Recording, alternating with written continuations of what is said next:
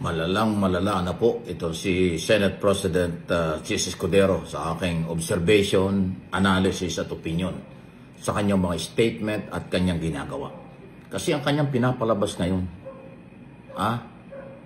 ayaw lang daw kay Sara Duterte ang pabor sa impeachment. Ayaw daw at kalaban sa politika ang ayaw kay Sara Duterte. Kaya, pabor sa impeachment. Para bang ang kanyang pinapalabas,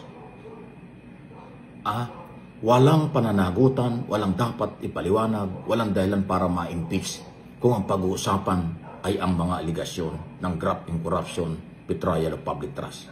Yan po ang nakakalungkot. Nako, Mr. Senador, abogado ka. Senador ka ng Republika ng Pilipinas, hindi ka senador ng mga Duterte. Ang issue rito, graft and corruption. At marami pang iba sa article of impeachment, 7 article of impeachment. Walang kinalaman ito sa 2028 election. Walang kinalaman ito sa sinasabi niyong pamumulitika. Naghahanap ng katotohanan, katarungan ang mamamayan. Tama ba o hindi? Saan ba ginamit ang 612 million ng confidential at intelligence fund at iba pang mga issue? Bakit pinapalabas niyo na yung mga pro-impeachment ay puro politika lang? Hindi politika ito. Hindi na ba kayo naniniwala na meron kayong accountability? Hindi ba kayo naniniwala yung transparency, responsibility, and accountability sa mga government official? Mr. Senador, nagtatanong lang po ako. Kilala mo ako, kilala kita. Ang dami-dami na nagsasalita. Yung mga mamamayang Pilipino, mga Associate Justice, retiradong Chief Justice, magagaling na abogado, College of Law ng mga kilalang eskwelahan katulad ng pinanggalingan mo UP.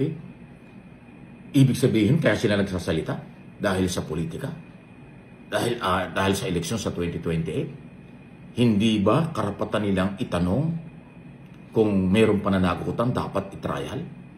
Kung mayroong paglabag sa batas ay dapat mapakinggan at bigyan ng pagkakataon?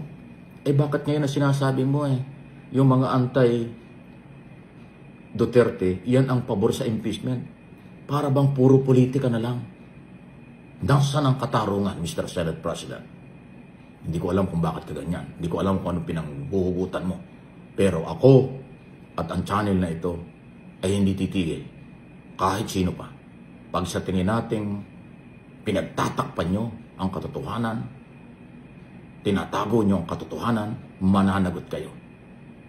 Lahat kayo ay temporary lang sa gobyerno. Ang mamamayan, kahit magpalit ang gobyerno, kahit kailan, ang mamamayan ay mamamayan. Sila ang makapangyarihan. Sila ang gobyerno. Kayo, mga nasa gobyerno, temporary lang kayo dyan. Darating din ang araw, pananagutin kayo. May pananagutan kayo sa mamamayang may-ari ng pera at naghahanap ng katarungang totoo sa tamang proseso. Pero ang tamang proseso, ang dating hinaharangan nyo sa aking opinyon. Ang totoo po, sila ang namumulitika, pinupolitika nila ang impeachment trial. 'Di ba? Kasi ang tingin nila dito ay pinupolitika si Sara Duterte, pero ang totoo, sila ang namumulitika. Bakit nila ipipilit na ito ay pamumulitika lamang, samantalang may mga ebidensya naman na matibay at napanood pa ng taong bayan ng pagbabanta ni Sara Duterte? Hindi ito pamumulitika dahil meron pong mga tao, mga witness na nagpapatunay na may korupsyon sa DepEd nung si Sara ang namumuno. Hindi ito pamumulitika dahil si Sara mismo ang nagsabi na kumontak na siya ng gugurgur kay PBBM First Lady House Speaker Martin Romualdez. Napanood po namin, wala pong pamumulitika dyan. May mga nagpapatunay na meron pong mga nakatanggap ng pera mula kay Sara Duterte. May mga nagpapatunay na yung pong mga resibo na ginawa ay katang-isip lamang galing mismo sa bunganga ni Sara. May mga nagpapatunay na ang pera ng taong bayan nilalagay lang sa duffel bag. Nilalagay lang sa isang malaking bag sports bag o gym bag para ipamahagi. 'Di ba? Imagine niyo naman po 'yan. Alam nyo, ang saklap ng buhay ng mga Pilipino ngayon. Bakit? Kasi yung mga inaasahan natin na mga senador na magiging kakampi natin sa lahat ng bagay, taong bayan ang uunahin. Ang inuuna po ay ang pamumulitika. Ang inuuna po ay ang pagtatanggol sa sinasabing kawatan ng bayan. Di pa naman guilty si Sara, di ba? Meron pa ngang hearing dapat di ba? Innocent until proven guilty pa lang naman siya. Akusado pa lang. Di ba? Bakit po ganoon? Nagrabe ang inyong pagtatanggol at ang tingin ninyo dito sa mga ebidensya na galing mismo kay Sara yung iba. Sasabihin ninyo pamumulitika. Ito ba ay may kinalaman sa malakas na ugong-ugong, malakas na bulungan? Na etong si Chis Escudero ay nag-gear up na para sa 2028 election. Baka nga naman siya ang mapili ng ating vice presidente na gawing vice president. Diba? Re-election ni si Escudero sa 2028.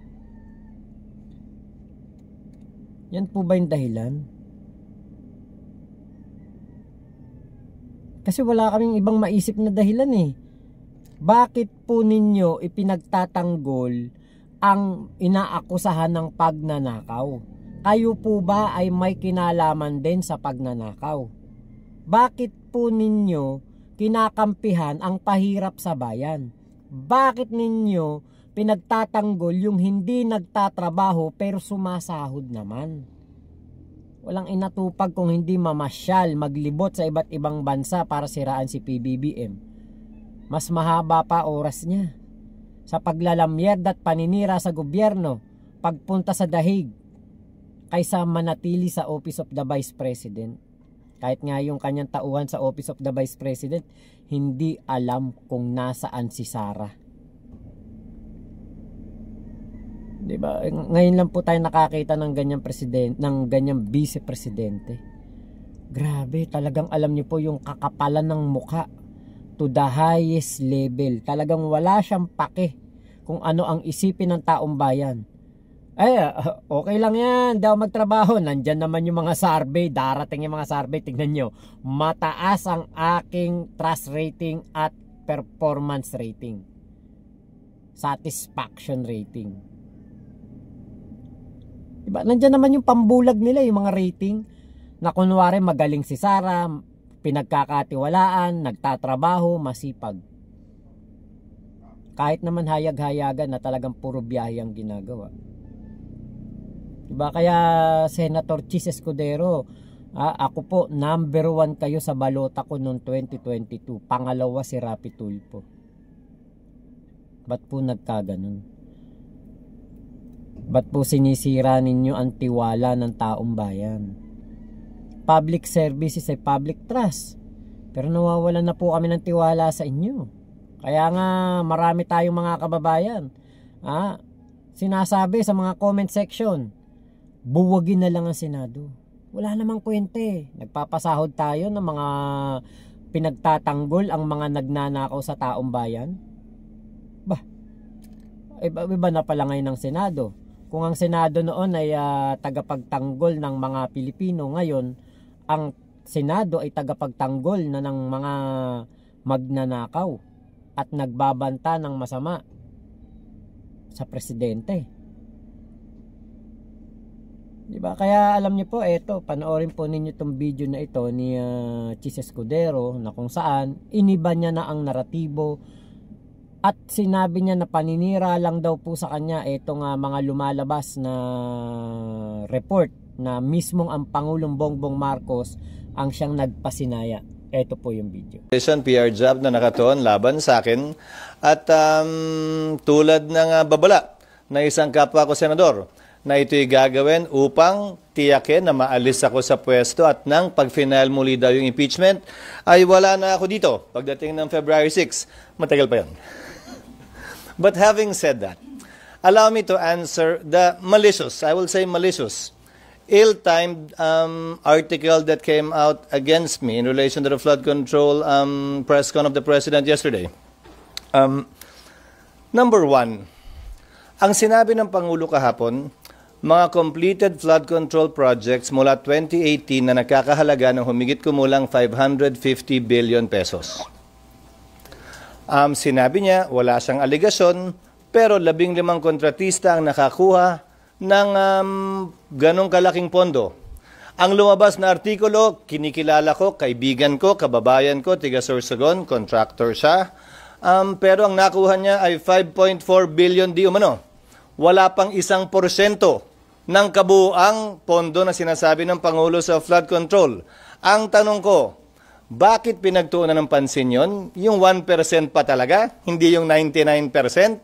Bakit pinagtuunan ng pansin, hindi yung mga mambabatas marahil o opisyal ng gobyerno na kontraktor? Hindi naman ako kontraktor. Hindi ako bahagi na anumang negosyo kaugnay sa construction o supply sa pamahalaan mula nung pumasok ako sa gobyerno noong 1998. Sa katunayan, yung mas malaking bahagi ng pondong di umano nakuha nung kontratistang tiga Sorsogon ay nakuha niya bago pa ako naging senador muli noong 2022. Ayon mismo sa datos na pinresenta ng Pangulo kahapon. So klaro, malisyoso ang artikulo, tiniming ang paglabas at tiniming talaga para ika nga idikit ito bagaman walang sinabi ang artikulong ginawa kong mali o masama. Yung insinuation, yung innuendo, nandun pa rin.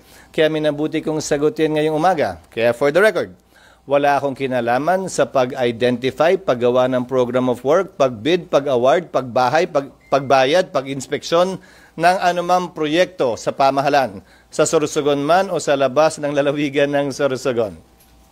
Meron kaming bibigay sa inyong data tungkol sa kinal naming figures kung saan papatunayan nun na wala pa nga ako dito nung karamihan yon ay nakuha. Sino involved dun sa demolition job hanggang ngayon? Yung mga may gusto ng impeachment, yung marahil nasaktan, tinamaan o nasapul sa mga talumpati at mga pinagagawa at pinagsasabi ko nitong mga nagdaang araw. Klaro naman yon. Kasamahan Yun ang impormasyong nakakarating sa amin. Kasamahan nyo rin, sir, dito sa Hindi principally kasamahan namin dito sa Senado.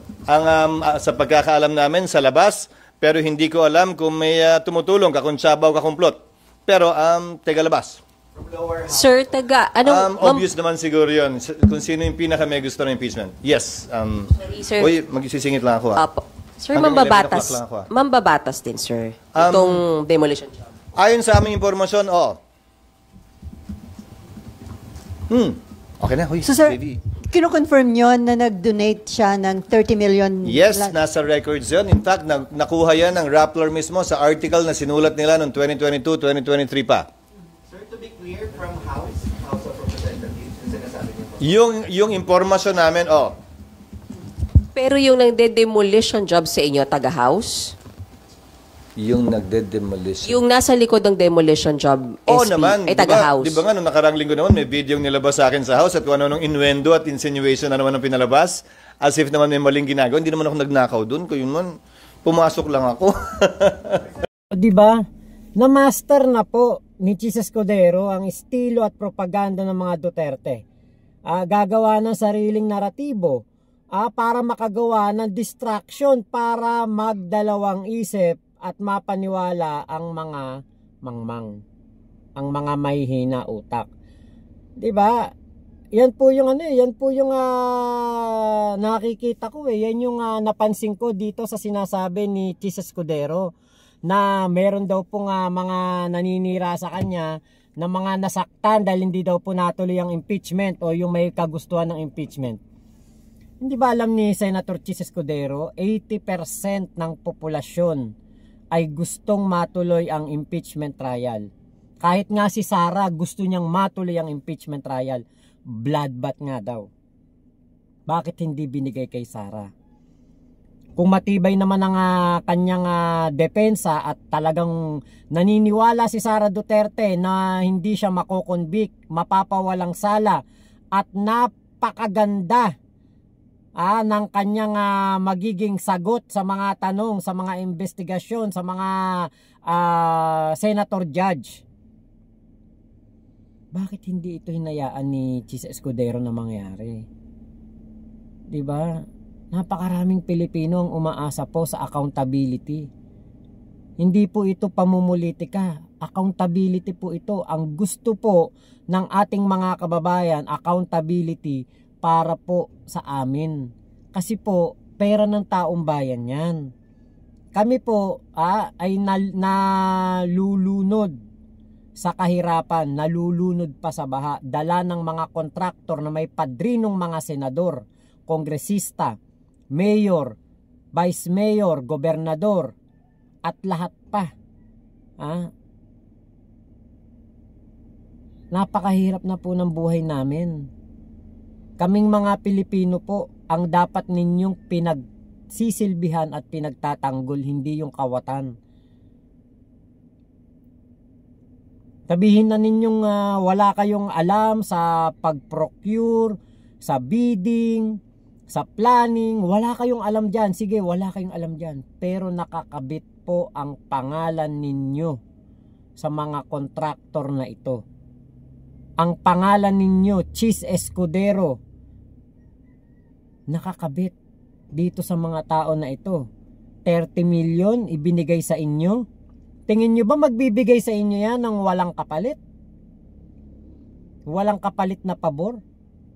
O kahit man lang konting kapit, konting lakas, konting koneksyon, konting impluensya? Tingin nyo ba hindi talaga yan magagamit sa ganyan? Dapat yata baguhin na yung rules ng COMELEC o batas ng COMELEC, yung election code. Baguhin na. Bawal na tumanggap ng kahit 5 duling na donor mula sa ibang tao. Kung gusto mong kumandidato, dapat pera mo lang.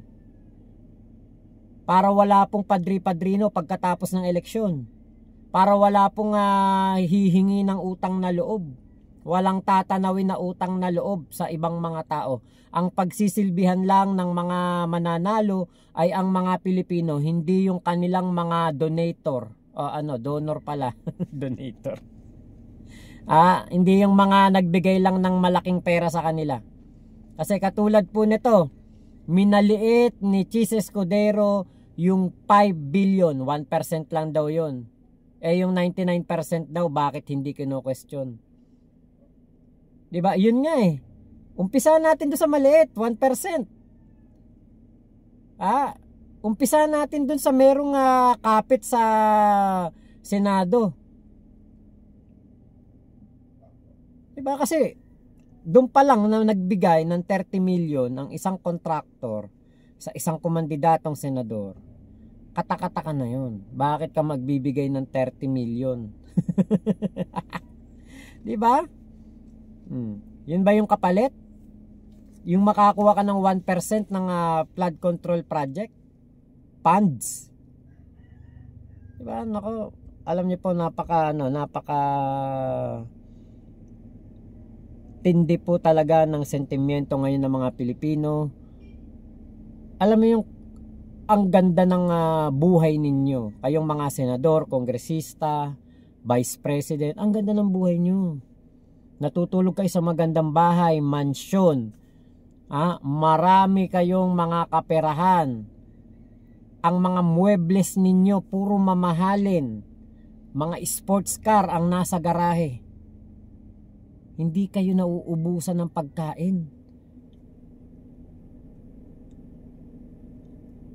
Umaga, tanghalian, hapunan, meron kayong malalamon. Yung mga luxury bags ng inyong mga asawa, kasama pa pati mga kabit. Talagang magaganda, mamahalin, dekalibre. May mga private jet pa kayo, may mga helicopter. Gwardyado kayo. Diba? Gwardyadong-gwardyado kayo. Hindi nyo ba naisip yun na napakaraming Pilipino ang nabubuhay sa karimlan dahil sa tinatamasan ninyong kasaganahan? Naiba, alam niyo po, naiba ang konsepto ng public service. Ang public service ngayon, kailangan ikaw ay maganda ang tingin sa iyo ng tao. Hindi yung simple lang. Kapag ikaw naka BMW, Mercedes, ikaw yung nararapat bilang congressman, ikaw yung nararapat bilang governor, bilang senador. Hindi po katulad nung kung ikay simple lang, kasama ka ng masa. 'Di ba? Kung sino yung mayaman, makapangyarihan, maraming pera, maraming luxury bags, maraming sasakyan, maraming mansyon sa iba't ibang probinsya, maraming negosyo, siya yung nararapat na mamuno sa bayan.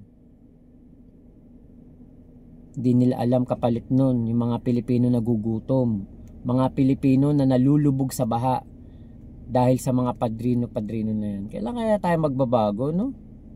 Kailan kaya natin maiisip na tayong mga Pilipino hindi natin deserve yung mga ganitong tao?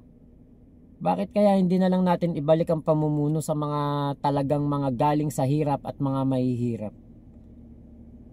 Diba?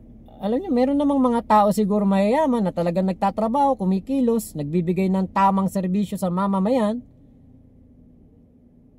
Pero mas marami po ang wala silang pake sa mga mahihirap. Eto, katulad na lang yan. Binabanatan ni Chis Escudero ang Congress, ang House of Representatives. Sino ba ang leader diyan? Si Speaker Martin Romualdez. Hindi ba alam ni Chis Escudero, si Speaker ay maraming natulungan, si Speaker ay maraming nabigyan ng magandang buhay, maayos na pamumuhay, tumutulong sa ating Pangulong Bongbong Marcos para maihatid ang mga nararapat na serbisyo sa taong bayan. Di ba niya naisip yun? Tapos pupolitikahin niya. Siya ang namumulitika hindi naman si Speaker, hindi naman ang Congress.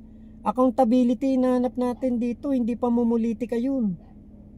Dahil bawat sentimo na nawawala sa kaban ng bayan, maraming Pilipino ang nagdudusa dyan. Sana maisip yan ni Chis Escudero. So yun lamang po, maraming salamat sa pagsama nyo dito sa aking vlog na ito. Ingat po kayo, nasa mga panig kayo ng mundo. Sana ma-realize ninyo kung sino talaga ang nagsisilbi para sa bayan at meron pong malasakit. Yun lamang po. Mama Chup Chup, love you, love you. God bless us all, Pilipinas. God first, salamat po.